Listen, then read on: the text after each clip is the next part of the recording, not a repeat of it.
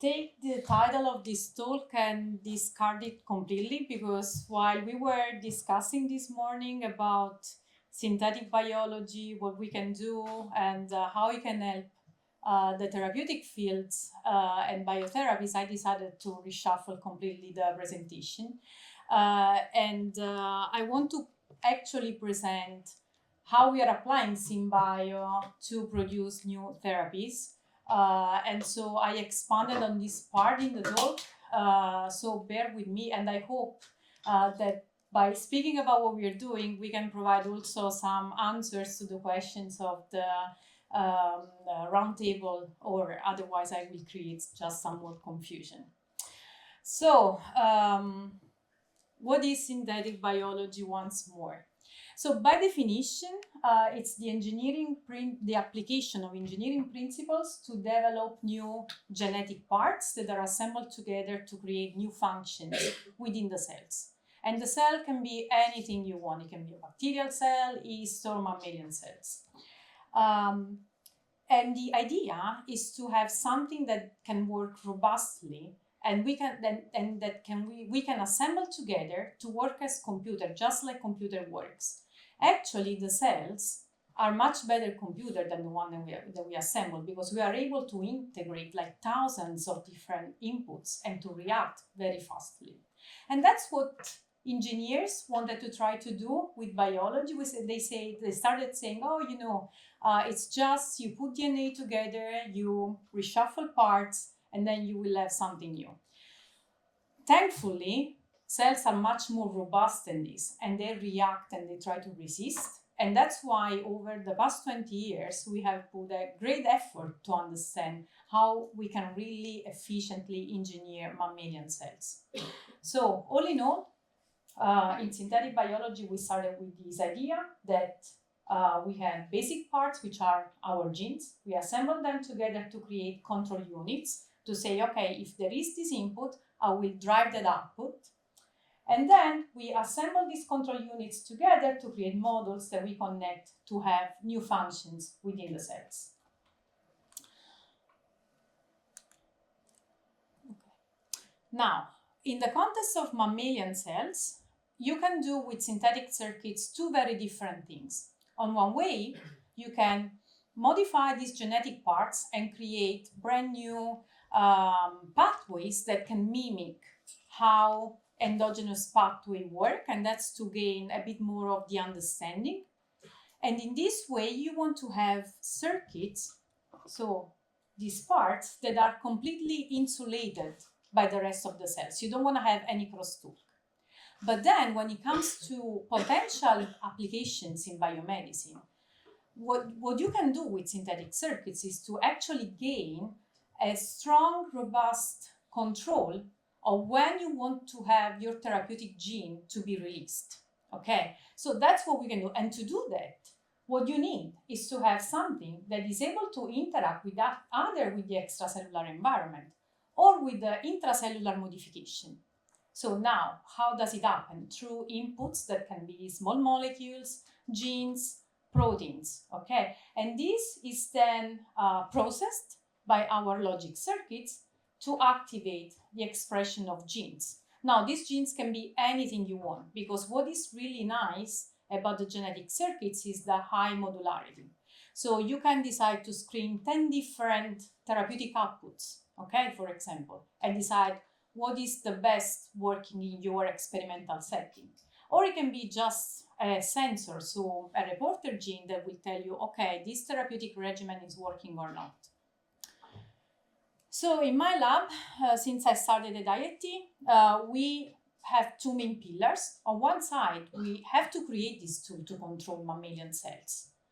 And we need to make sure that when we actually engineer the cells, they need to be enough happy to do whatever we want. Okay, because we are actually imposing a burden, and that's something that I'm going to explain a bit later, but we are actually impairing the normal physiology of the cell.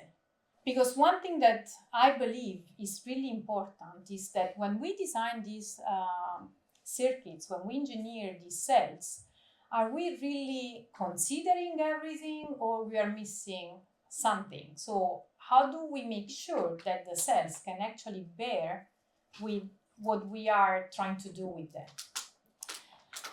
So this project, so meaning the optimization of genetic circuits design for mammalian cell engineering, started because when we create these genetic circuits, we go through this cycle, as I was mentioning, and we have usually mathematical models that help us to predict how they're going to behave, the cells, once they're engineered with these circuits. So how much input you need to have this sort of activation of the reporter gene, and so on and so forth.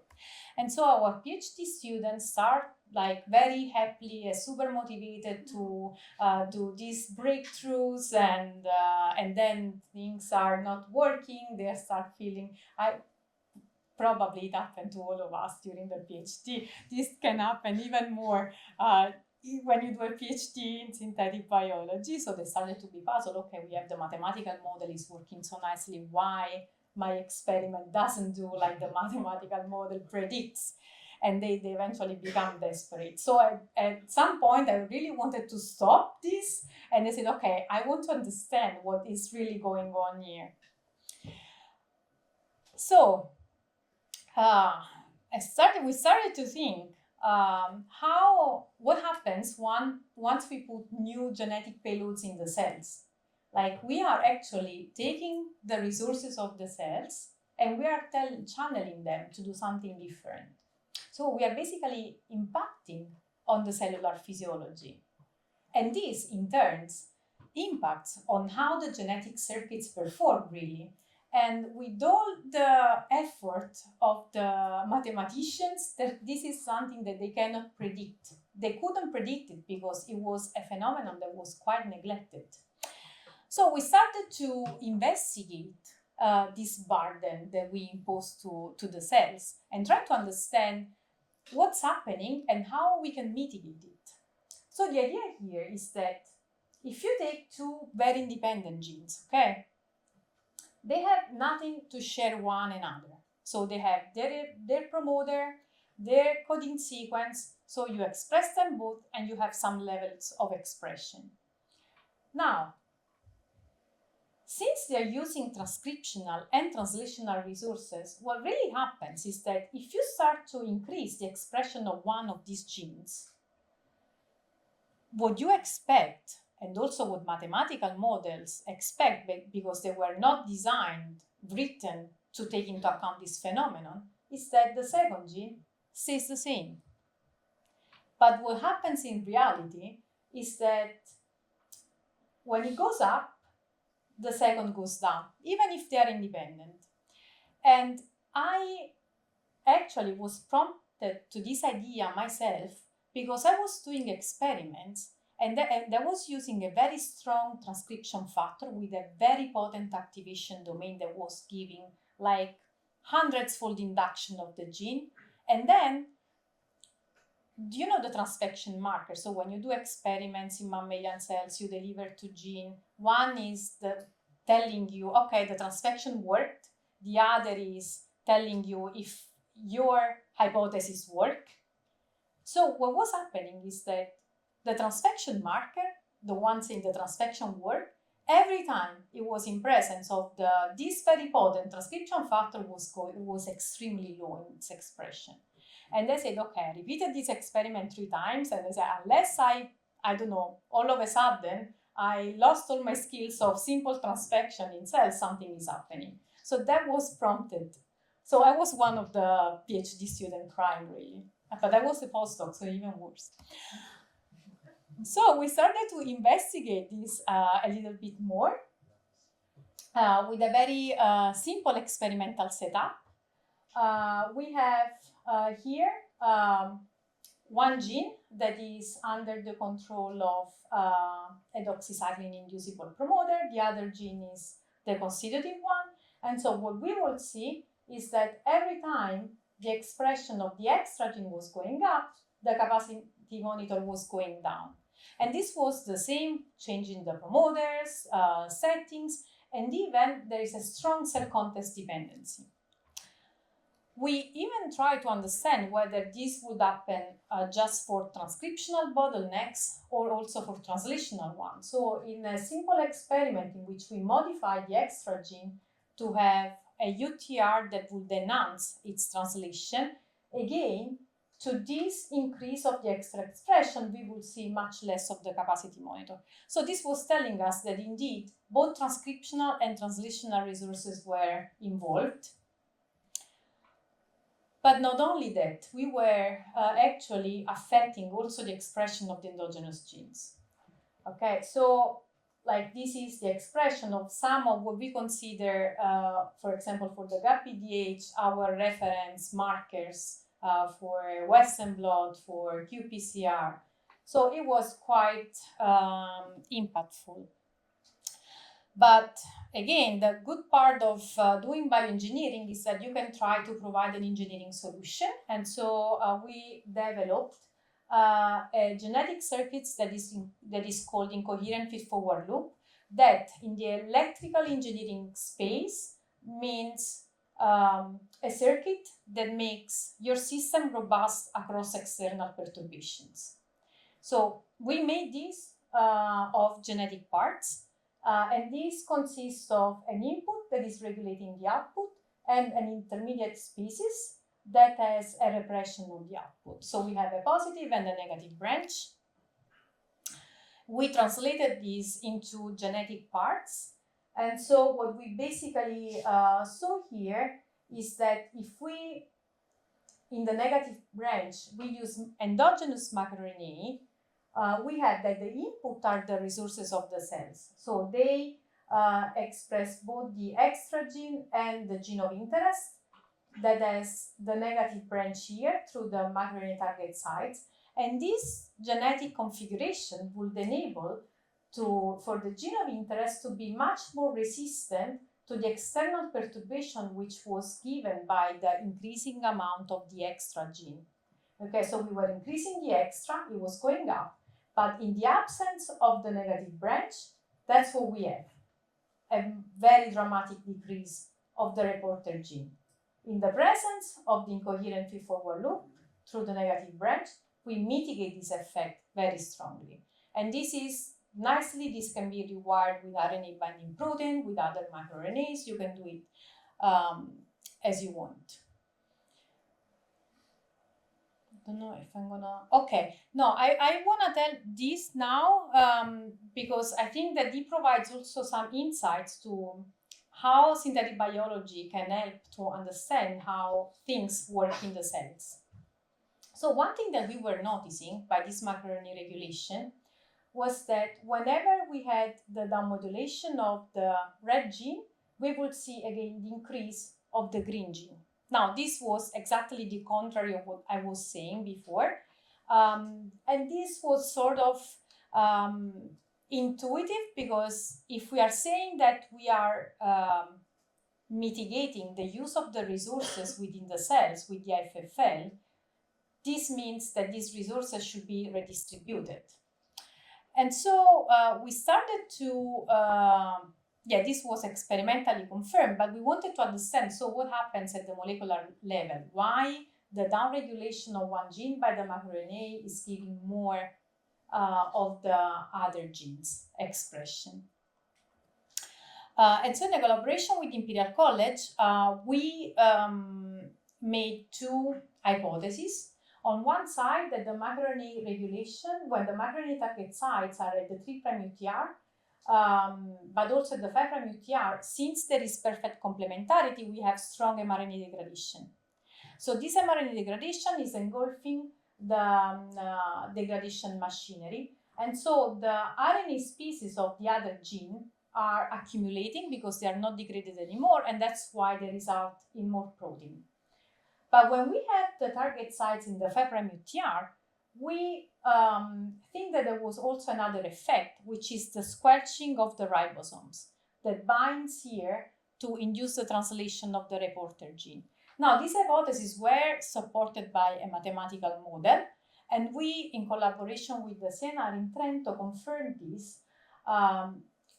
So basically, if you look here, when we have target sites in the 5' UTR, the polysomal fraction, so the number of ribosomes that bind to the gene that is not regulated by the macroRNA is much higher when you have macroRNA regulation than the absence of macroRNA regulation.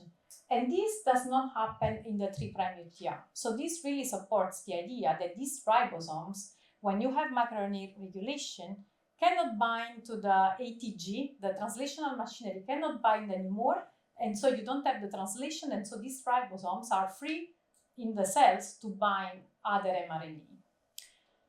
But also, we confirm that we have a queuing effect on the RNA degradation machinery by doing an experiment in which we stop the transcription and then we evaluate the expression of the RNA at different time points.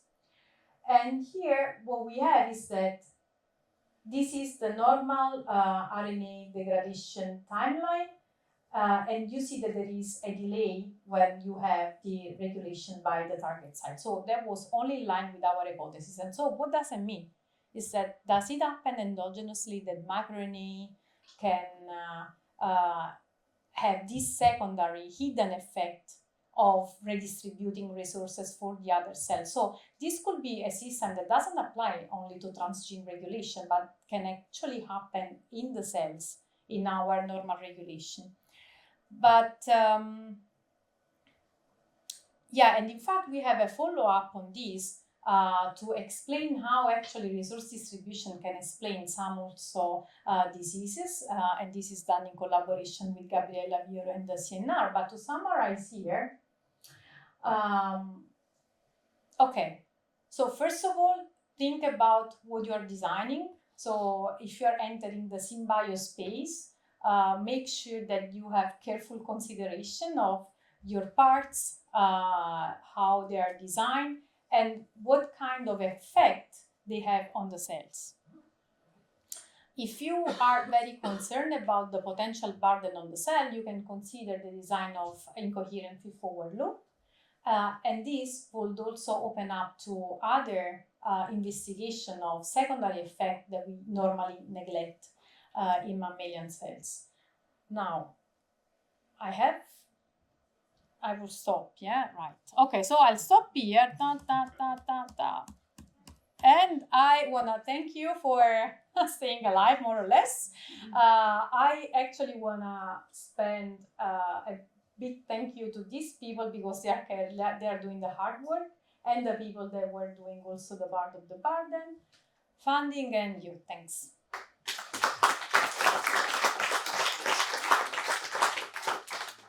And if not for scientific question, this could be also a moment to follow up on previous discussions if you want to know a bit more on the SynBio. I found your model on the utilization of other resources extremely interesting because something that actually has been observed, with the shRNA when initially they were expressing too much. Marquet had this experiment in mice where in fact he actually killed the mice because he was blocking, I don't remember what kind of transporter, some kind of transporter. So is there a way you can model that, in a sort of, you said you put tandem shRNA, we've also used this strategy, but how much can you put into one cell? What is the right model to model that and be sure that it's going to be working in the clinic or in the... Yeah, that's a good question. Perhaps I will have more detailed response once we have the in vivo model. But I think that what makes the system a bit more safe is the fact that the expression is really confined to very few cells and really on demand with the synthetic promoter. I think that this really limits the potential side effect of overexpressing too much. And the other thing is, for example, for the synthetic promoter. So all in all, to control the side effect, you have to control how much of it you have, right? And this is where the transcriptional sensors come into place, because the fact that we can have a wide array of synthetic promoters that respond with different expression to the same transcription factors and to the same level of the transcription factor is actually allowing us to perform screening and understand in that specific experimental setting, because that's going to be different for any type of disease and for any type of model, how much you need of your therapeutic gene for that context. So rather than focusing on the shRNA, it's important to focus on how much of it through the transcriptional sensors. Hello. Regarding the first part of your talk with the sensors, I have a question regarding the epigenetic silencing with the conditional gene expression, because based on my own experience, after several times in primary cell, the conditional gene in off state is epigenetically silenced. So do you face this problem, and do you think for a therapeutical approach it is possible to use this kind of system? Thank you. Thanks for the question. It's an interesting point. I didn't mention that the lentiviral vector that we are using have two transcriptional units. One is done with the synthetic promoter that is off when it needs to be off.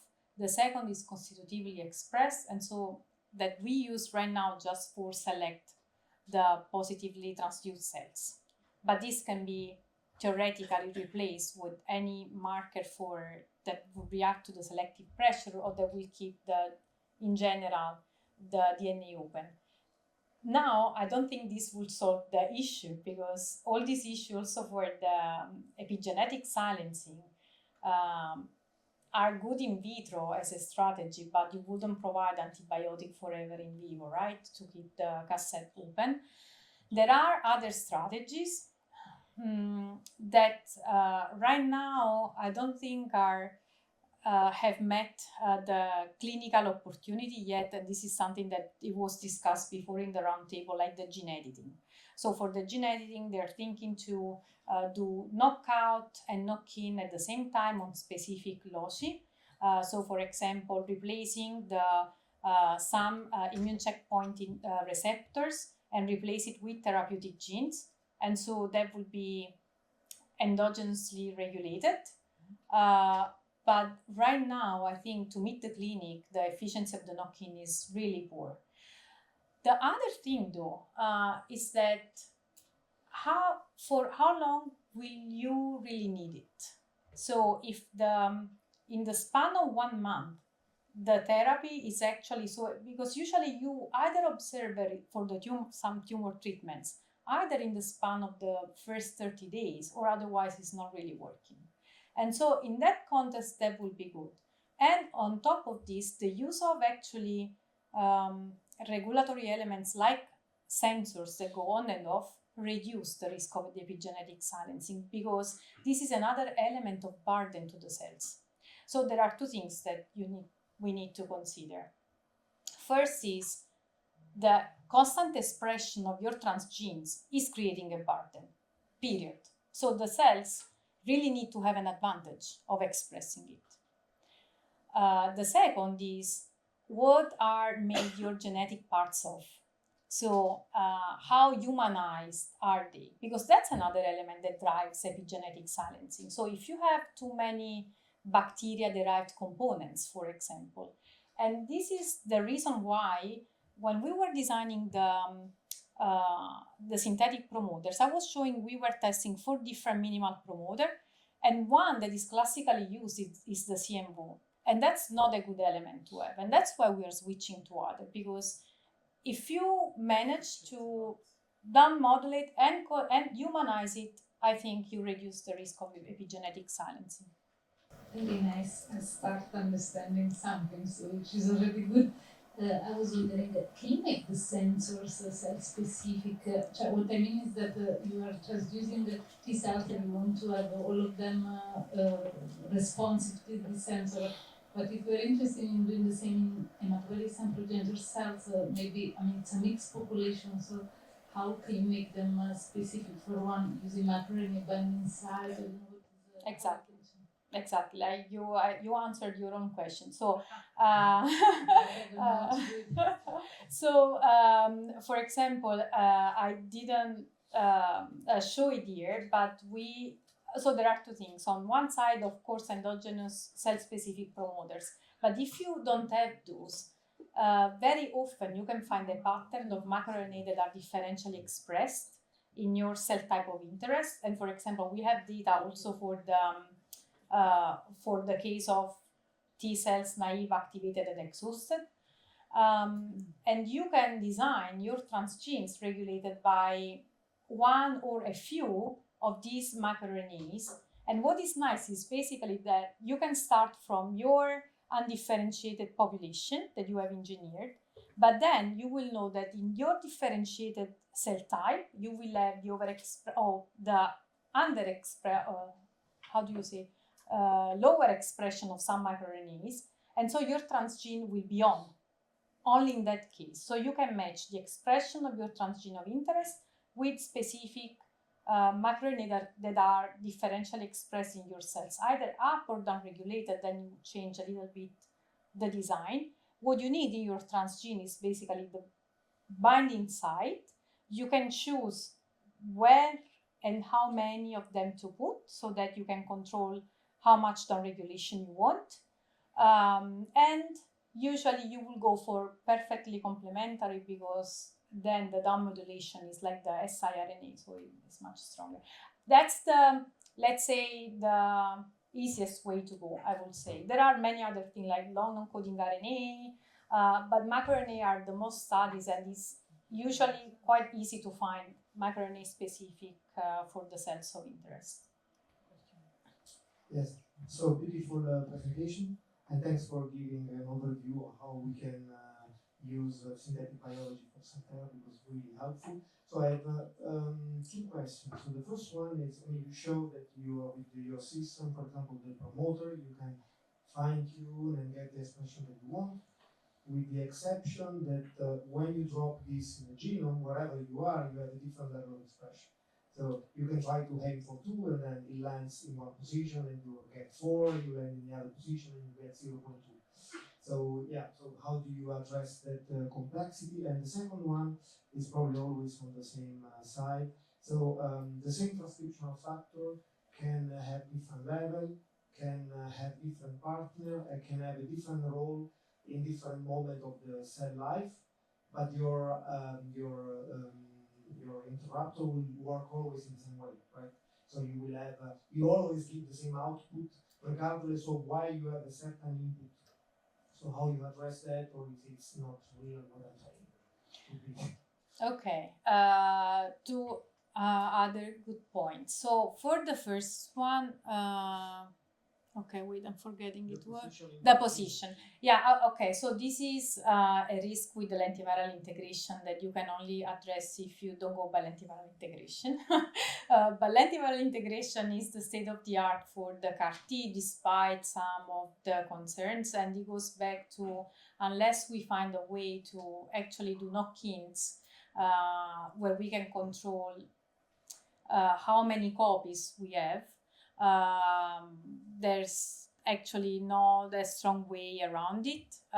Usually we go with the same MOI, viral titer MOI, that are used for the CAR-T therapy. So we try to maximize the number of integration to have at least 5, to make sure that for those that will be silenced, then the one that goes in nice hotspot and are prevalent, we will have a good expression.